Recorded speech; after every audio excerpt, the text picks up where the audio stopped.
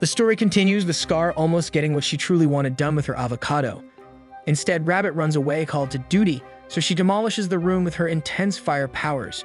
Meanwhile, Rabbit has now teleported away, using his hidden powers to quickly get away to the monitoring room. He's now had to use his teleporting powers twice in one day, more than he's ever used in a couple years. Nonetheless, he knocks on the door, asking for a girl named Aya. Upon entering, he finds her bent down, so all he does is ask why she called him here so urgently. However, it turns out that his previous escapade with trying to hypnotize Scar was caught on camera, so Aya replays the tapes. It's then further revealed that not only did they have video recording, but the recording had sound enabled. Rabbit then watches on as he hears everything, including him trying to force the S-rank member to make her clothes go invisible.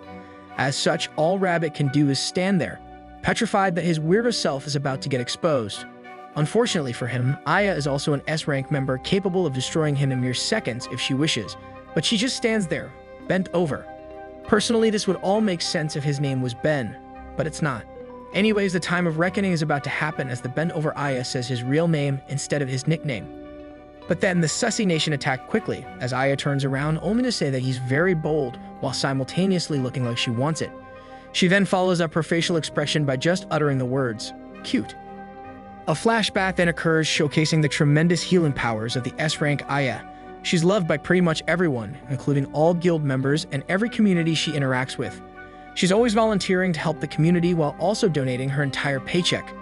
In all accounts, she's the perfect healer-rich girl that could do no wrong. Especially since it looks like she also has some hypnotizing powers that only works on men due to her whale-like personalities. But out of all the powerful men in the guild, she singled out Pastor. On his first day, she singled him out just to welcome him as she always does with every newcomer. Back in the present, Rabbit mumbles to himself saying that he's screwed. He then attempts his hardest to recall where that camera would have been, as there's no way he would have missed it after all these years. Suddenly, Aya begins closing the gap between the two as she also starts to clench her fists, proclaiming that the downfall of an S-class has been recorded. But, again, he just stands there, making an excuse saying that he didn't just do it because he wanted to. Regardless, Aya looks like she's about to claw him as he yells out saying he's sorry. However, to his surprise, she was only reaching for his hand as her demeanor has quickly changed as well. The next thing out of her mouth is saying to subscribe, but she also asks him if he's feeling okay. She continues by claiming that it was probably Scar that made him do it, somehow thinking that Scar was trying to use it as an excuse to bully him. Furthermore, she begins to berate him, reminding him to always go to her first if Scar rate ever bothers him, even though Aya is not her immediate supervisor.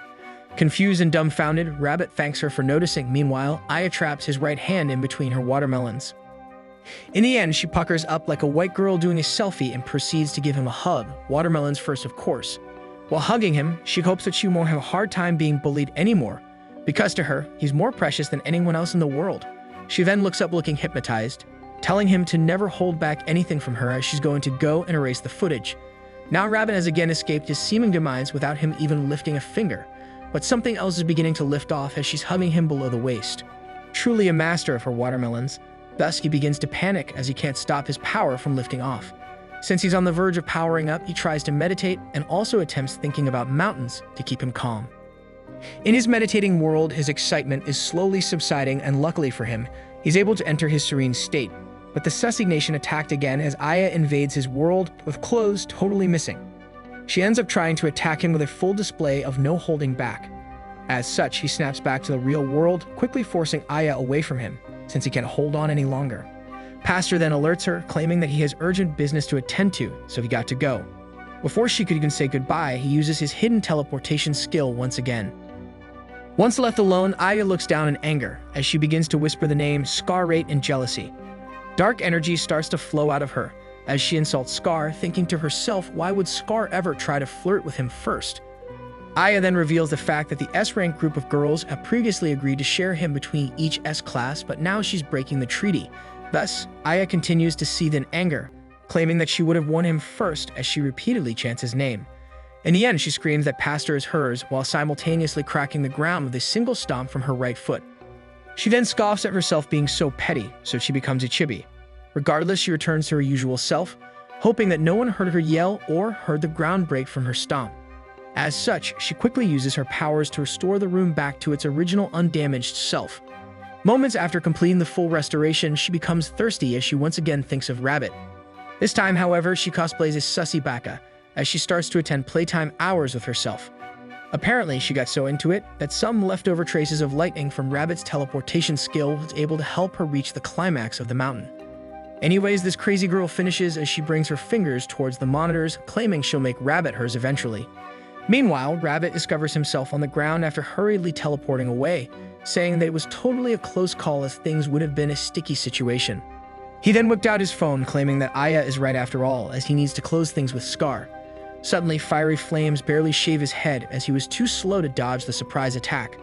Scar then appears out of nowhere looking absolutely frustrated as she shouts his name. She proceeds to scold him as she gets close, frustrated at the fact that he just ran off before the two were able to start the show, as she's been waiting 2 entire decades for him. Still to this day, Pastor has never realized why exactly Scar has always bullied and made fun of him for all these years. You would think that he would have figured it out right now, but no, he still doesn't get it. However, after noticing that Scar is still leaking like a broken faucet, it finally dawned on him, maybe the hypnosis actually works. As such, he grabs her by the shoulders, totally unexpected since he's always been a pushover. Things then move faster than my diarrhea as he quickly grabs a piece of Scar cake. Thus, the spicy meter begins to be pushed to level 68 as Scar falls on him, totally flustered at the ongoing events. She then looks up with a face of endearment, probably hoping that the avocado will finally be opened ripe with a teleporting banana. Afterwards, the two end up back at a hotel. There, they continue the levels of spice as Rabbit, the F-rank loser, lets Scar know that she's looking better than he expected. He then comes closer to her with his eyes disappearing, as we all know that demon time is around the corner. He then begins to grab her to bring her closer to him, only to ask if she'll actually do anything. Of course, she joyfully confirms that she'll always comply to the master's orders just for his own ambitions. As such, he asks her if she wants some wine since she's done an amazing job today at guild headquarters. After saying yes to the reward, Scar watches on as he instead empties the bottle straight to the floor.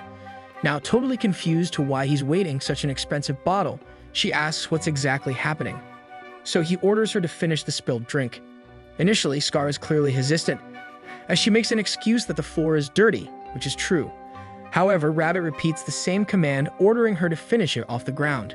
Thus, Scar claims she understands, so she actually gets on the ground to attempt completion of the mission. But then, out of nowhere, Rabbit's foot appears onto the screen, telling her to hurry up and finish already. He then combos his command by smacking the vanilla-flavored cakes, causing her to accidentally make some weird noises. Eventually, things ramp up even more as it's revealed to all be a ruse to get her to bend like Aya, as his lightning hands begin to put the avocado in a blender. As if he's a master pianist, he sends her into another dimension, fully locking her down as if he ulted playing as Killjoy. But it didn't end there, as she finally got what she wished for, and it was for him to cosplay a ready-to-go jackhammer. In the end, she looked into 14,600,000 futures, and she finally got to live in the one she would sacrifice everything for. But still to this point, he still doesn't get why Scar is enjoying herself, as he expected her to be seething with rage. As such, he initiates the final combo of infusing his entire body with lightning, to make it clear to Scar that he's enacting revenge for everything she's done.